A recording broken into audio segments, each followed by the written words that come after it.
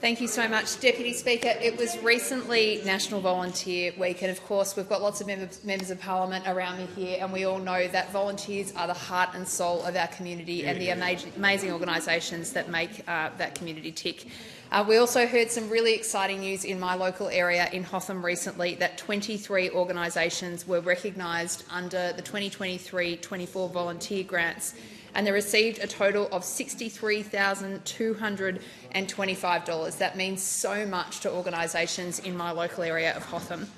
Now, I'd love to talk to the Parliament about all of those 23 organisations and all the amazing volunteers that support them, but I've only got 3 minutes, so I'm going to give a quick snapshot of some of the organisations that I'm really proud of in my local electorate. Dixon House Neighbourhood Centre has been operating in Clayton for more than 30 years. This is a really important and central part of Melbourne. They offer educational, social and welfare-based programs, and volunteers serve as mentors for other people in the community.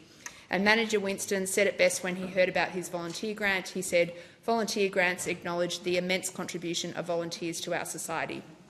I want to talk about the Soup Angel in Bentley East, a newer organisation that started up in 2020. Founder and teacher Nicole began cooking healthy soups for the elderly and other vulnerable people who couldn't go to the supermarket during lockdown. Isn't this just incredible? Now there are 50+ Soup Angels volunteering today. They deliver more than 130 bowls of soup every 2 weeks to people who are doing it tough in our community, people who are in our homeless shelters, who are suffering from mental health conditions, and the funds that we've been able to secure for them are going towards petrol storage costs and other things that make this organisation be able to function.